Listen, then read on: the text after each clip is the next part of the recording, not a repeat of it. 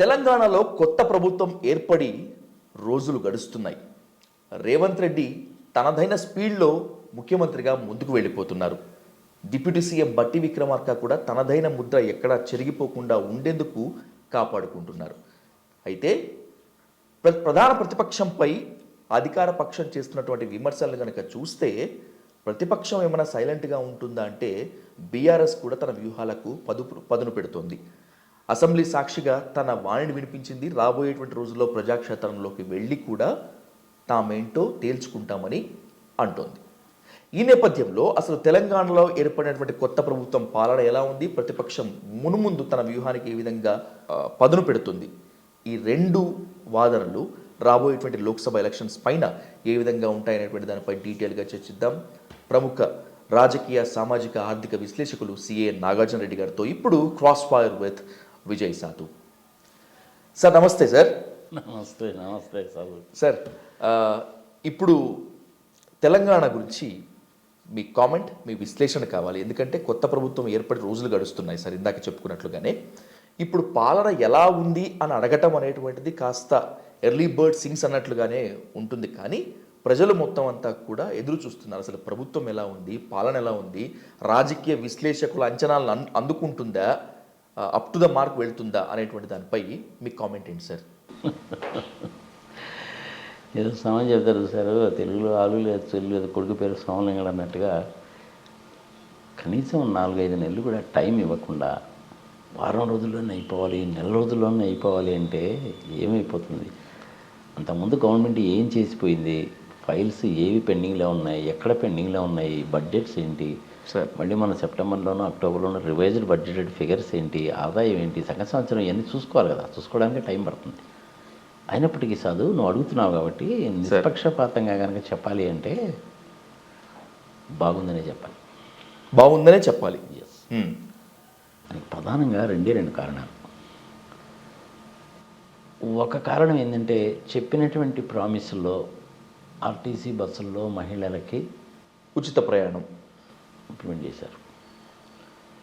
అంతకుముందు కేసీఆర్ గారు ఉన్నటువంటి దాన్ని పబ్లిక్కి ఓపెన్ చేశారు. ఆయన ఉన్నప్పుడు అసలు మినిస్టర్లకి, ఎమ్మెల్యేలకి ఎంట్రీ లేదు. ఇప్పుడు నాలాంటి వాడు, నీలాంటి వాళ్ళు కూడా పోవచ్చుగా, కనీసం చూడడానికైనా వెళ్ళొచ్చు. మరి ఇన్ఫర్మేషన్ నేను కూడా ఇంతవరకు చూడడానికి వెళ్ళలేదు, ఒక రోజు వెళ్తాను నేను. ఓకే, ఢిల్లీ వెళ్ళడం అనేటువంటిది ప్రతి ముఖ్యమంత్రికి కూడాను రెగ్యులర్గా జరిగేటువంటి పనే. కనీసం 5-6 సార్లు వెళ్ళాల్సి వస్తుంది. ఫండ్స్ తెచ్చుకోవడానికి, గ్రాంట్స్ తెచ్చుకోవడానికి, ఇట్లాంటి పనుల కోసం అని చెప్పి ప్రత్యేకమైన పరిస్థితుల్లో తుఫాను లాంటివి వచ్చినప్పుడు సహాయం అందించడానికి పోతుంటారు. 2 రాష్ట్రాల మధ్య ఏదైనా తగాదు వచ్చినా కానీ పోతుంటారు. నీతి ఆయోగ్ మీటింగ్స్ జరిగినప్పుడు వెళ్తారు. జిఎస్టీ కౌన్సిల్ వాళ్ళ మీటింగ్ జరిగినప్పుడు వెళ్తారు. అందుకని 5-6 సార్లు అనేటువంటి వాళ్ళు ప్రతి ముఖ్యమంత్రి కూడా వెళ్తారు. సరే, మన తెలుగు ముఖ్యమంత్రులకి ఏంటంటే హడావుడి ఎక్కువ. ముందు ఒక 10 కార్లు, వెనక ఒక 10 కార్లు. ఆ ముఖ్యమంత్రి గారు వచ్చినప్పుడు ఆ గెస్ట్ హౌస్లో దాంట్లో ఉన్నప్పుడు ఆయన వచ్చారు కదా అని రెడ్ కార్పెట్ వేసి బ్యాండ్ మేళం వాయించడం, ఇవన్నీ నేను చూశాను. కానీ ఉత్తరప్రదేశ్ కానీ, తమిళనాడు కానీ, వెస్ట్ బెంగాల్ కానీ, హిమాచల్ ప్రదేశ్ కానీ ముఖ్యమంత్రులు కానీ, బీహార్ నుంచి నితీష్ కుమార్, లాలూ ప్రసాద్ యాదవ్ వచ్చినప్పుడు చూశాను నేను. అందరికీ గెస్ట్ హౌస్లు ఉన్నాయి కదా. ఈ రకమైన హడావుడి అయితే నేను ఎప్పుడు చూడలే. Okay sir. రెండవ విషయం ఏంటంటే మేడిగడ్డ ప్రాజెక్టుని గురించి మనం చూసి వచ్చారు. It is a flop project అని చెప్పి అల్టిమేట్గా వాళ్ళు డిజైన్ చేశారు. ఇలా రాజశేఖర రెడ్డి గారు ఉన్నప్పుడు ఆ ప్రాజెక్ట్ అనేటువంటిది చేవళ్ళకి సంబంధించినటువంటి ప్రాజెక్ట్. అది 32,000 కోట్లతో ఎస్టిమేట్ చేస్తే ఆ రోజుల్లోనే, నేను కూడా ఉన్నాను అన్నమాట అప్పుడు వర్క్ చేసినప్పుడు. నేను, సోమయాజులు గారు, మేమందరం ఉండే వర్క్ చేసాము. 32,000 కోట్లు అవుతుందంటే రోజయ్య గారు గోలా, వామ్మో అయ్యో డబ్బులు యాంటీ దేవాలా 32 కోట్లని. అయినా కానీ రాజశేఖర రెడ్డి గారు ధైర్యంగానే టేకప్ చేశాడు. వీళ్ళు వచ్చిన తర్వాత ఏం చేశారంటే దాని ప్లాన్ మార్చి ఇప్పుడు అది 1,40,000 కోట్లు చేశారు. అందులో మేడిగడ్డలో ఏం జరిగిందో మనం చూసాం. జనరల్గా పెద్ద పెద్ద డ్యామ్స్లు కట్టేటప్పుడు ఏంటంటే అన్ని రకాలైనటువంటి జాగ్రత్తలు తీసుకొని చేస్తారు. మరి వీళ్ళు ఎట్లా చేశారో ఏమో కానీ అది అల్టిమేట్గా కుంగిపోయింది. వాళ్ళు సెంట్రల్ గవర్నమెంట్ వాళ్ళు ఎవరైతే వచ్చారో కమిటీ వాళ్ళు వచ్చి ఈ ప్రాజెక్ట్ అంతా కూడా ఫ్లాప్ ప్రాజెక్ట్, ఇది మొత్తం మళ్ళీ మీరు రీబిల్డ్ చేయాల్సిందే అన్నారు. సరే, వాళ్ళు ఎలక్షన్స్ అప్పుడు చెప్పారు కాబట్టి మొన్న వెళ్ళి చూసి వచ్చారు. వాళ్ళు బాగానే ఉంది కదా, అది ఇమీడియట్గానే చేశారు కదా. వెళ్ళినటువంటి వాళ్ళు ఐ థింక్ బట్టి విక్రమార్క గారు అయితే నాకైతే కనపడలేదు, కానీ శ్రీధర్ బాబు కనపడ్డారు. నేను కోమటిరెడ్డి వెంకటరెడ్డి వాళ్ళు కనపడ్డారు నాకు. సార్ వెళ్ళి చూసి వచ్చారు. అది అల్టిమేట్గా సెంట్రల్ గవర్నమెంట్ వాళ్ళు చెప్పింది కరెక్టే. అది నేను టెక్నికల్ పర్సన్ కాకపోయినా కానీ వేరే ఇంజనీర్స్ని అడిగితే చెప్పిన మాట అనమాట అది వాళ్ళది. దట్ ఈస్ సెకండ్ థింగ్ చేశారు. మూడవది, రేపు దావోస్లో వరల్డ్ ఎకనామిక్ ఫోరం మీటింగ్ జరుగుతుంది సార్. ఆ మీటింగ్కి వెళ్తున్నాను నేను కూడా. ఓ. అంటే ఎంతో పాటు ఏంటంటే శ్రీధర్ బాబు ఐటీ మినిస్టర్, నేను ఆయన ఐటీ మినిస్టర్ అయితే బాగుంటుందని అనుకున్నాను. ఆయన ఐటీ మినిస్టర్ అయ్యాడు ఆయన. Oh great sir. So is a knowledgeable person. So ఆయన కూడా వెళ్తున్నాడు. ఇంకా ఇది ఒకళ్ళు ఇద్దరు ముగ్గురు నలుగురు ఐఏఎస్ ఆఫీసర్స్ వాళ్ళు వెళ్తారు. ఏదైనా స్టాల్స్ ఏమైనా పెడతారేమో మనకైతే తెలియదు, కానీ that is also a good thing. Delhi కూడా వెళ్ళొచ్చాడు. అటుపక్క బీజేపీ గవర్నమెంట్ ఉంది, ఇటుపక్క కాంగ్రెస్ గవర్నమెంట్ అయినా కానీ సిద్ధాంతపరంగా విభేదిస్తారేమో కానీ ఫండ్స్ తెచ్చుకోవడం, గ్రాంట్స్ తెచ్చుకోవడము, తర్వాత అది జిఎస్టీకి సంబంధించిన కాంపెన్సేషన్ ఫండ్ తీసుకోవడము, ఇట్లాంటి వాటిల్లో మటుకు వీళ్ళు చట్ట ప్రకారం అనేసిన దాన్ని పోతారు. రాజ్యాంగ ప్రకారం, చట్ట ప్రకారం వీళ్ళు అడగాల్సింది అడుగుతారు, వాళ్ళు ఇస్తారు. ఏదైనా ఒక 10 రూపాయలు ఎక్స్ట్రా ఇస్తే ఇస్తారు. సో అందుకని ఇప్పటివరకు యాజ్ ఆన్ టుడే వరకు కనుక చూస్తే సానుకూలంగానే ఉంది, చక్కగానే ఉంది, బాగానే ఉంది. ముందు ముందు ఏం జరుగుతుందన్న సంగతి చూడాలి. రేపు 10th క్లాస్ ఇంటర్మీడియట్ ఎగ్జామినేషన్లో మళ్ళీ పేపర్స్ లీక్ అయినాయని చెప్పి అప్పుడు గొడవ చేశారు కదా. అవును సార్. సో ఈసారి గట్టి చర్యలే తీసుకుంటారు. ప్రతి దానికి కూడాను 2 సెట్లో 3 సెట్లో పేపర్లు తయారు చేస్తారు. దాన్ని బట్టి అనౌన్స్ చేయడం అంటే మంచి చర్యలే తీసుకుంటారు. అంతవరకు బాగానే ఉంటుంది. ఇక అగ్రికల్చర్కి సంబంధించి సార్, ఇండస్ట్రీస్కి సంబంధించి హైదరాబాద్లో ఇండస్ట్రీస్ గురించి పెద్ద వరి కావాల్సిన పని ఏం లేదు. బట్ వరంగల్, హనుమకొండ, నిజామాబాద్, మహబూబ్ నగర్ ఇట్లాంటి ప్లేసెస్లో వ్యవసాయం మీద ఆధారపడిన పరిశ్రమలు తీసుకొచ్చుకోవడానికి కానీ, టెక్స్టైల్ ఇండస్ట్రీస్ తెచ్చుకోవడానికి కానీ ఇట్లాంటి వాటికి ఉపయోగపడతాయి. పసుపు బోర్డు తీసుకొస్తానని చెప్పి ఆయన చెప్పాడు. నిజామాబాద్ ఎంపీ రాలేదు కదా. మరి వీళ్ళు దానికోసం ప్రయత్నిస్తారేమో చూడాలి. Okay sir. అన్నిటితో పాటు సాహు నువ్వు అడిగా కాబట్టి చెప్తున్నాను నేను. మన్మోహన్ సింగ్ గారు ప్రైమ్ మినిస్టర్గా ఉన్నప్పుడు ఇన్ఫర్మేషన్ టెక్నాలజీ ఇన్వెస్ట్మెంట్ రీజియన్ అని ఒక ప్రాజెక్ట్ అనౌన్స్ చేశారు. Okay sir. బీజేపీ వాళ్ళు వచ్చిన తర్వాత దాన్ని క్యాన్సిల్ చేశారు. అక్కడ గుజరాత్లో కట్టుకునేటువంటి డోలేరా సిటీకి ఫండ్స్ తగ్గిపోతాయని చెప్పి దీన్ని క్యాన్సిల్ చేశారు. ఓకే. ఇది న్యాయమా ధర్మమా అనేటువంటిది తెలంగాణ ప్రజల విజ్ఞతకు వదిలేద్దాం. Okay sir. ఆ ప్రాజెక్ట్ కనుక వచ్చిందంటే హైదరాబాద్ చుట్టుపక్కల బ్రహ్మాండంగా డెవలప్ అవుతుంది. 4-5 లక్షల మందికి ఉద్యోగాలు వస్తాయి.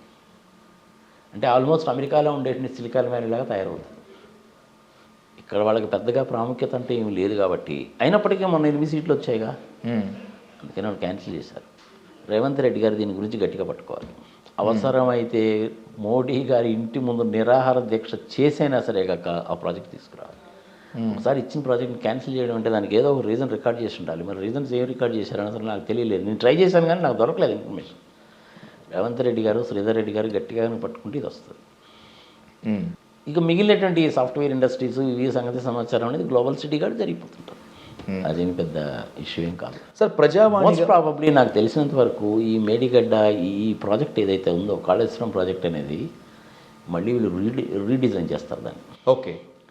రీడిజైన్ చేసి కాస్ట్ తగ్గించి ఇంప్లిమెంట్ చేయడానికి ట్రై చేస్తారు. జరిగింది జరిగిపోయింది, అయిపోయింది. ప్రజల్లో టాక్ ఏంటో తెలుసా సాధు? Let me tell you very frankly, ఎవరు ఏమనుకున్నా సరే ఈ కాళేశ్వరం ప్రాజెక్ట్ అనేటువంటిది మొదలుపెట్టిన తర్వాత ఇంచుమించుగా 40,000 కోట్ల రూపాయలు భోంచేశారు వీళ్ళు అప్పళంగా అనేటువంటిది ప్రజల్లో ఉన్న టాక్. కేసీఆర్ గారు ఓడిపోవడానికి అదొక ప్రధాన కారణం కాళేశ్వరం. వీటన్నిటికంటే ప్రధానమైన కారణం ఏంటి అనేసి అంటే అహంకారము. నేను నేను నేను నేను అనే అహంకారం ప్రధానమైనటువంటి కారణం. సంక్షేమ పథకాలు అవి బాగానే ఉన్నాయి, దాన్ని మనం ఏం కాదన్నానికి వీల్లేదు. అహంకారము, కాళేశ్వరము ఈ రెండే దెబ్బతీసినాయి అంతే. రేవంత్ రెడ్డి మంచి రైట్ టైంలో వచ్చాడు. Okay sir. ఇప్పుడు ప్రజావాణిగా మారిన ప్రజా దర్బార్, నిన్న మొన్న జరిగిన ప్రజాపాలన, ముఖ్యమంత్రిగా హంగు ఆర్భాటాలు లేకుండా, క్యాన్వాయ్ లేకుండా వెళ్ళిపోవటం, ఇవంతా రేవంత్ రెడ్డి గారికి ప్లస్ అవుతాయా? డెఫినెట్లీ ప్లస్ అవుతాయి. కానీ ముఖ్యమంత్రి హోదాలో ఉండే మనిషి ఓడిపోయినప్పుడు ఏం చేయాలి? నేను ఫారిన్ కంట్రీస్లో కూడా చాలామంది చూశాను. ఇప్పుడు ట్రంప్ ఓడిపోయినా, ఇంకొకళ్ళు ఓడిపోయినా కానీ ఆ చివరి మూమెంట్ వచ్చేసి కంగ్రాచులేషన్స్ అని చెప్పిపోతారు. మా వైపు నుంచి మీకు సంపూర్ణమైనటువంటి సహకారం అందిస్తాము, ఆల్ ద బెస్ట్ అని చెప్పిపోతారు. అంత రాజకీయ అనుభవం ఉంది, నేను అలా చేశాను ఇలా చేశాను అంత చెడు చెప్పేటువంటి కేసీఆర్ గారు ఆయన ఇమ్మీడియట్గా వెళ్ళి ఆయన ఫామ్ హౌస్లో పండుకున్నాడంటే ఏమనుకోవాలా? జనరల్గా ఎవరు చేయరు అది ప్రజాస్వామ్యంలో. సార్ మరి ఆయన ఎందుకు చేశాడో ఏమో, ఆయన విఘ్నత ఏందన్నది అక్కడే బయటపడుతుంది. సార్ ఓకే సార్, ఇప్పుడు బీఆర్ఎస్ ఓటమికి గల కారణాలు విశ్లేషించుకున్నాము, రేవంత్ రెడ్డి గారి పాలన గురించి కూడా మాట్లాడుకున్నాము. రేవంత్ రెడ్డి గారి పాలన గురించి ఇంకా మాట్లాడుకోవాలంటే ఖచ్చితంగా మాట్లాడుకోవాల్సింది టీం గురించి. బికాస్ హీఈస్ అ టీమ్ లీడర్గా టీంలో కొంతవరకు భర్తీ అయింది, ఇంకొంత భర్తీ కావాల్సి ఉంది. అదే మంత్రి పదవులు. పూర్తి స్థాయిలో మంత్రి పదవుల విస్తరణ, క్యాబినెట్ విస్తరణ ఎప్పుడు జరిగేటువంటి ఛాన్స్ ఉంటుంది?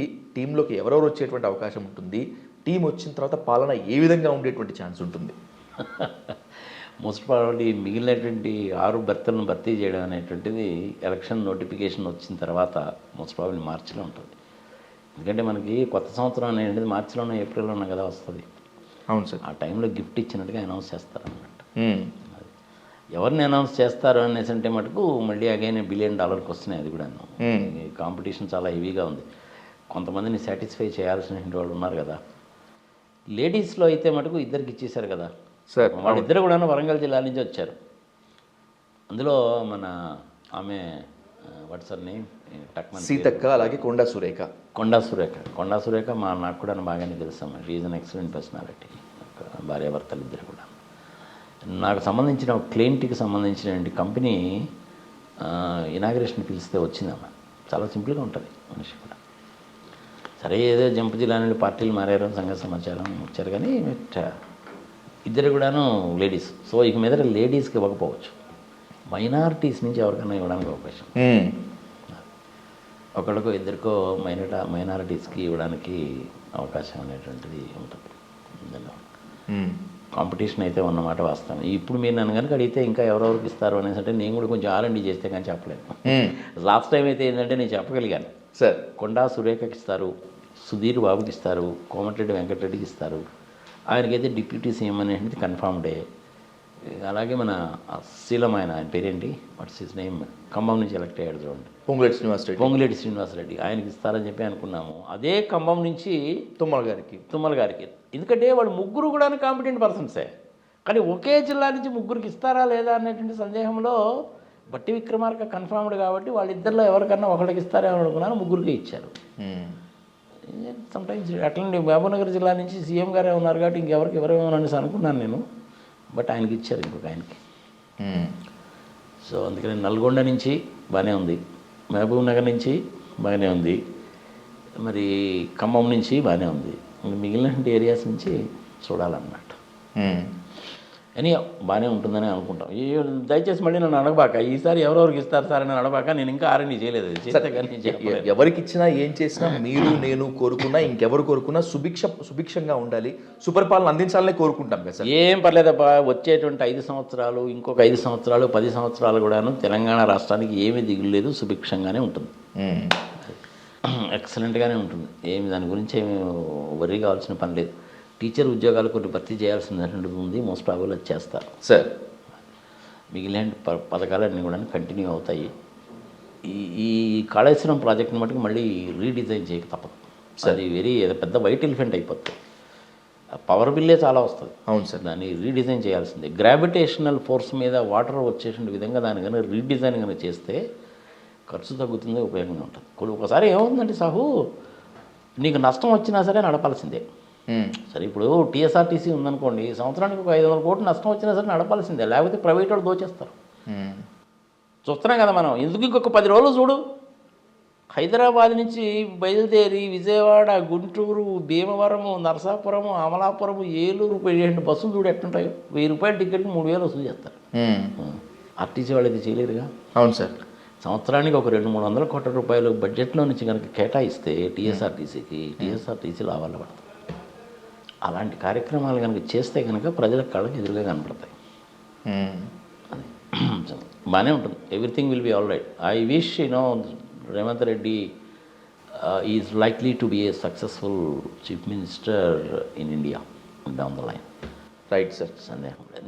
నేను కూడాను రేవంత్ రెడ్డి గారిని ఇంతవరకు కలవలేదు. ఎప్పుడో 2-3 సంవత్సరాలు ఫంక్షన్స్లో కలిశాను, కానీ ఇప్పుడు వాళ్ళ హడాల్లో ఉంటారు కాబట్టి నేను వెళ్ళలేదు.